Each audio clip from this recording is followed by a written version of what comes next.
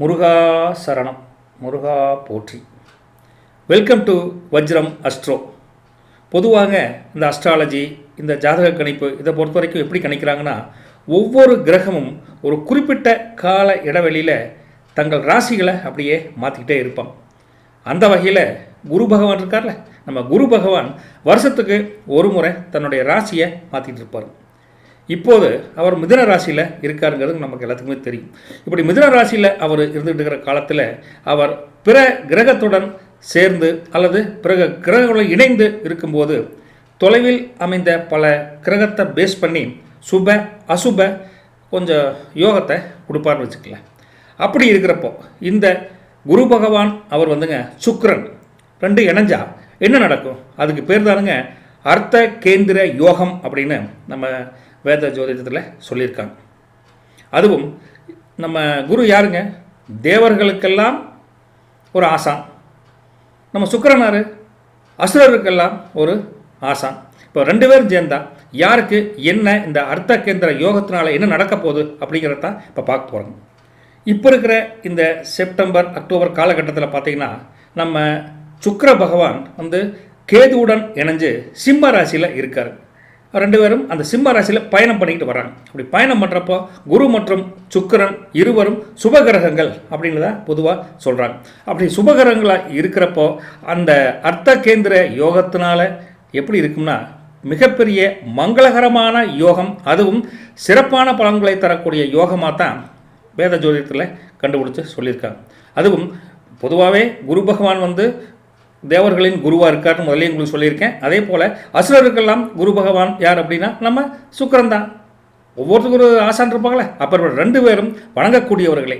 அப்படி நம்ம வணங்கி அந்த குருவும் சுக்கிரன் சேர்க்கையை நாம் மனசார பிரார்த்தனை பண்ணால் 3 ராசிக்காரங்களுக்கு அமோகமான யோகம் அடிக்க போகுது அப்படின்னு தான் ஒரு ஜாதக கணிப்பு இருக்குதுங்க. அந்த 3 ராசிக்காரங்க யாருன்னு பார்த்தா இந்த ரிஷபராசியை பொறுத்த வரைக்குங்க குரு மற்றும் சுக்கிரன் சேர்ந்திருக்கக்கூடிய அர்த்த கேந்திர யோகத்தினால பல விஷயங்களில், பல செயல்பாடுகளில் பல முன்னேற்றங்களை நன்மை தரக்கூடிய வகையில் அமைச்சு கொடுப்பாங்க.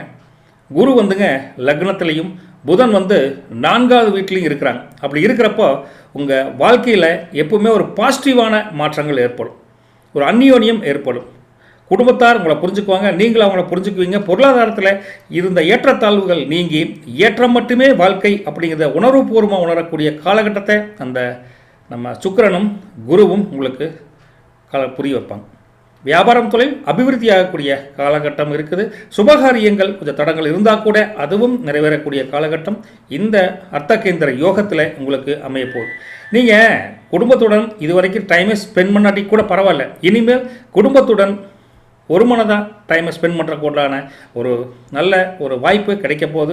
திருமண வாழ்க்கையை பொறுத்த வரைக்கும் உங்களுக்கு ஒரு இணக்கமான ஒரு எதிர்பார்த்த அளவுக்கு அன்பு மிகுந்த ஒரு அம்மனியாக அவங்களும் மாறுவாங்க. முன்ன பின்ன கொஞ்சம் இருந்தால் கூட மாறக்கூடிய காலகட்டம் இருக்குது. மொத்தத்தில் உங்களுக்கு உற்சாகம் மிகுந்த மகிழ்ச்சி மிகுந்த ஒரு காலகட்டம் இருக்குது. குடும்பம் இப்படின்னா தொழில் வியாபாரம் வேலையை பொறுத்த வரைக்கும் நீங்கள் சந்தோஷமாக தான் இருப்பீங்க. கஷ்டங்கள் நீங்க போகுது. சொத்து வாங்குறதுல கூட ஒரு முன்ன பின்ன இடர்பாடு இருந்தால் அதெல்லாம் நீங்கி ஓரளவுக்கு நீங்கள் எதிர்பார்த்த அளவுக்கு நல்ல ஒரு சாதகமான சூழ்நிலை வரும். இடர்பாடு இருக்கும், அதை தாண்டி ஜெயிச்சிருன்னு வச்சுக்கோங்களேன். அப்பேற்பட்ட ஒரு ஒரு அருமையான காலகட்டத்தை இந்த அர்த்த கேந்திர யோகம் உங்களுக்கு தரப்போகுதுங்க.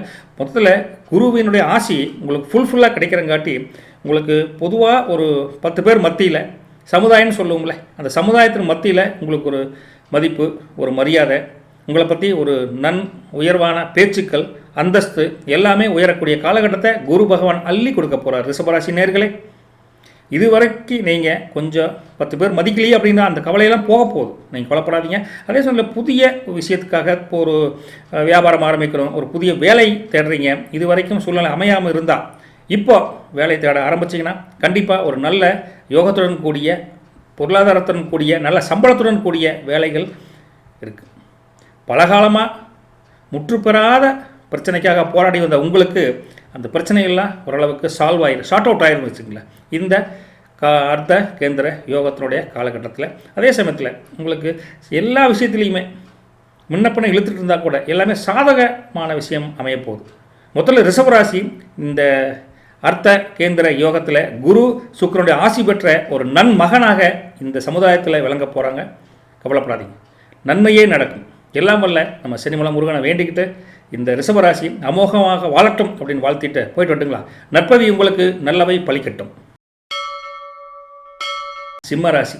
சிம்மராசியில் பிறந்தவங்களுக்கு புதன் மற்றும் குருவின் அர்த்த கேந்திர யோகங்கிறது ரொம்ப ரொம்ப யூஸ்ஃபுல்லாக, ரொம்ப ஒரு நன்மை தரக்கூடிய, மகிழ்ச்சி தரக்கூடிய, உற்சாகம் தரக்கூடிய ஒரு சூழ்நிலையை அமைச்சு கொடுப்பாங்க. சுக்கிரன் இப்போ பார்த்தீங்கன்னா உங்கள் லக்னத்திலே இருக்காரா. இப்போ லக்னத்தில் சுக்கிரன் இருக்கங்காட்டி உங்களுக்கு என்ன இருக்க வழக்கம் போல் ஒரு பொன் பொருள், ஆடம்பரமான ஒரு வாழ்க்கை, அப்புறம் இது வரைக்கும் இல்லாத ஒரு முன்னேற்றமான ஒரு சூழ்நிலை, பொருளாதாரம், அப்புறம் உங்களுடைய தேஜஸ் இம்ப்ரூவ்மெண்ட் ஆகக்கூடிய ஒரு சூழ்நிலை, உடல்நிலை சரியில்லையா அதுக்கு முன்னேற்றமான ஒரு வழி, இதெல்லாம் நன்மை தரக்கூடிய வழியை அவர் பண்ணி கொடுப்பார்.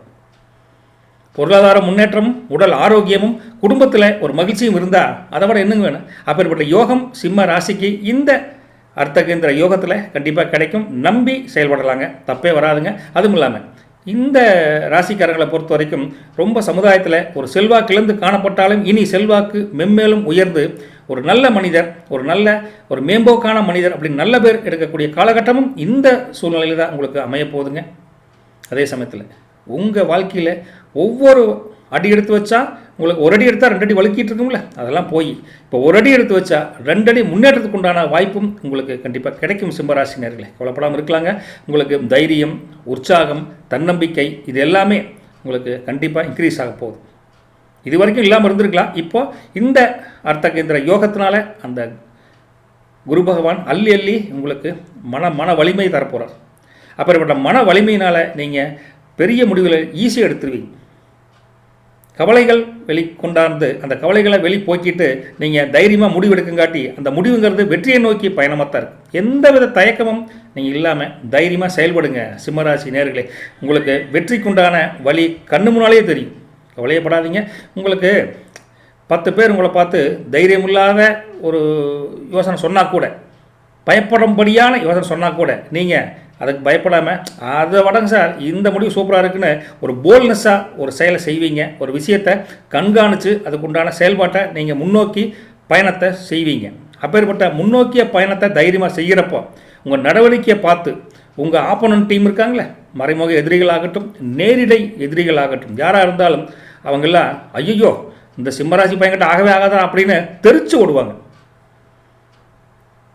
ஒரு சிங்கம் வந்து ஃபோர்ஸாக நடந்து வந்தால் எப்படி பயப்படுவோம்ல, அப்பேற்பட்ட ஒரு சிங்கத்தன்மை வாய்ந்த சிம்மராசி நேர்கள் ஒரு முடிவெடுத்தால் அப்படியே கன் மாற நிற்கன்னு வச்சுக்கங்களேன். அப்பேற்பட்ட காலகட்டம் இந்த அர்த்தகேந்திர யோகத்தில் நடக்கும் அப்படிங்கிறதான் இந்த நம்ம வேத ஜோதிடத்தை சொல்லியிருக்கக்கூடிய ஒரு பொதுவான கருத்துங்க. மற்றபடி ஒரு தொழில், வியாபாரம், வேலையை பொறுத்த வரைக்கும் அது மூலம் தனிப்பட்ட வாழ்க்கை எல்லாமே உங்களுக்கு மிக மிக மகிழ்ச்சியாக, உற்சாகம் மிகுந்த, ஒரு பொருளாதாரம் மிக்க, ஒரு செல்வந்தனாக வாழக்கூடிய அம்சம் இந்த சிம்மராசினர்களுக்கு இருக்குது.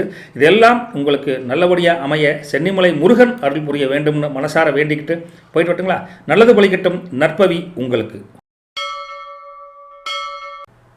தனுசு ராசி.